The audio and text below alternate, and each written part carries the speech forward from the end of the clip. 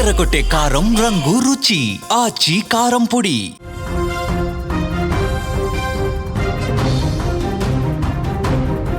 అగ్రరాజ్యం అమెరికాలో Trump mark అరాచకం ఇప్పుడు మానవత్వానికే మాయని మచ్చగా మారుతోంది. వలసదారుల ఏరివేత పేరుతో అధికార యంత్రాంగం బరి తెగిస్తోంది.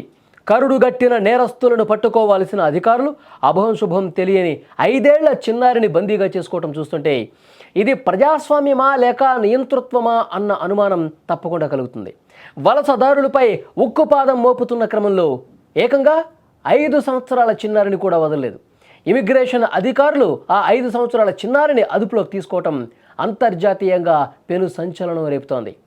మిన్నసోటాలో జరిగిన ఈ ఘటన మానవతావాదుల్ని ఒక్కసారిగా ఉలిక్కి పడేలా చేసింది.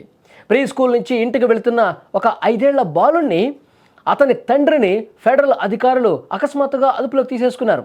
అక్కడి నుంచి వారిని నేరుగా టెక్సాస్లోని ఒక నిర్బంధ కేంద్రానికి తరలించడం తీవ్ర విమర్శలకు దారితీస్తోంది.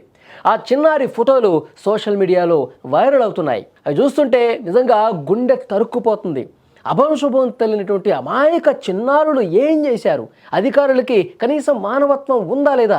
అసలు అధికారులకి అసలు వాళ్ళు పూర్తిగా మనిషి అన్నటువంటి ఆ మానవత్వాన్ని మర్చిపోతున్నారా అనిపిస్తోంది. తనేం తప్పు చేశాడో కూడా తెలియని ఆ చిన్నారి ఆ ముఖం చూస్తుంటేనే అర్థమవుతుంది. అంటే అధికారులు వీళ్ళకి ఏమీ పట్టదు, వీళ్ళు బాసులు ఏదైతే ఇన్స్ట్రక్షన్స్ ఇస్తారో గుడ్డిగా దాన్ని ఫాలో అయిపోయి మహిళలను చూడరు, చిన్నపిల్లలను చూడరు, ఇష్టారీతిన వాళ్ళ మీద దౌర్జన్యం చేస్తున్నటువంటి పరిస్థితి ఉంది.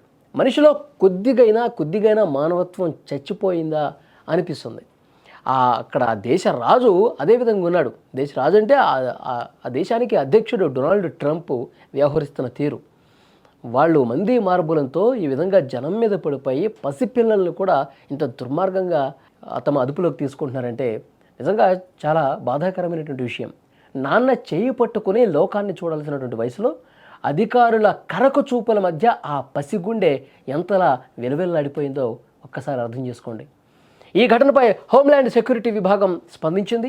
తాము చిన్నారిని లక్ష్యంగా చేసుకోలేదని, చట్టవిరుద్ధంగా దేశంలో ఉంటున్న అతని తండ్రి అడ్రియన్ అలెగ్జాండర్ను అదుపులోకి తీసుకునేందుకే ఆపరేషన్ చేశామని చెప్తా ఉన్నారు. చిన్నారి భద్రత దృష్ట్యా ఒక అధికారి అతనితోనే ఉన్నారని అధికారులు చెప్తున్నప్పటికీ చిన్నపిల్లాడిని అలా నిర్బంధించడం మీద తీవ్రమైనటువంటి నిరసనలు వ్యక్తమవుతున్నాయి. ఈ అంశంపై అమెరికా రాజకీయాలు ఒక్కసారిగా వేడెక్కిన పరుస్తుంది. అమెరికాకి సంబంధించినటువంటి మిగతా దేశాల్లో కూడా అమెరికా అధ్యక్షుడు వ్యవహరిస్తున్నటువంటి తీరు మీద చాలా తీవ్రమైనటువంటి స్వరంతో హెచ్చరిస్తూ ఉన్నారు. మనం గతంలో కూడా చూసాం. గ్రీన్లాండ్ విషయాన్ని చూసుకుంటే మొత్తం యూరోపియన్ యూనియన్ దేశాలన్నీ కూడా ఒక్కతాటి మీదకి వచ్చి ఇది కరెక్ట్ కాదు, నువ్వు చేస్తుంది తప్పు అని చెప్పి అక్కడ దావోస్లో జరుగుతున్నటువంటి వరల్డ్ ఎకనామిక్ ఫోరంలోనే ఆ వేదిక మీదే నిలదీశారు. అప్పుడు మెత్తపడ్డాడు అతను. సో డెఫినెట్గా ట్రంప్ ఆదేశాలతో ఏవైతే అక్కడ అధికారులు చేస్తున్నటువంటి వ్యవహారం ఉందో అంతర్జాతీయంగా తీవ్ర చర్చనీయాంశమైంది. పసి హృదయాల్ని ఇంత బాధ పెడుతున్నటువంటి అక్కడి అధికారుల మీద తీవ్రమైనటువంటి విమర్శలు ప్రస్తుతం వస్తున్నాయి. వైస్ ప్రెసిడెంట్ జేడీ వ్యాన్స్ కూడా ఈ చర్యను సమర్థించుకున్నారు. ఇమిగ్రేషన్ అధికారుల లక్ష్యం కేవలం తండ్రి మాత్రమే అని చెప్తున్నప్పటికీ కూడా కానీ డెఫినెట్గా దీని మీద చాలా విమర్శలు వస్తూ ఉన్నాయి. ఇప్పుడు ఉపాధ్యక్షుడు కూడా దాని మీద మాట్లాడుతూ ఉన్నాడు.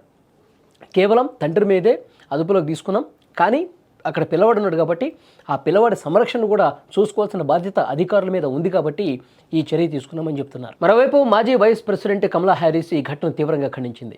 5 ఏళ్ల చిన్నారిని ఈ విధంగా నిర్బంధించడం తీవ్రంగా కలిచివేసిందని ఎక్స్ వేదికగా పోస్ట్ చేశారు. ట్రంప్ ప్రభుత్వం తమ ఇమిగ్రేషన్ విధానాలు పక్కాగా అమలు చేస్తున్నామని చెప్తుంటే మరోవైపు చిన్నపిల్లల పట్ల ప్రదర్శిస్తున్న ఈ కఠిన వైఖరి మానవ హక్కుల ఉల్లంఘన కిందకు వస్తుందని విశ్లేషకులు భావిస్తున్నారు. ఈ ఘటన అమెరికాలో వలసదారుల భవిష్యత్తుపై మరిన్ని ఆందోళనలు రేకెత్తిస్తోంది.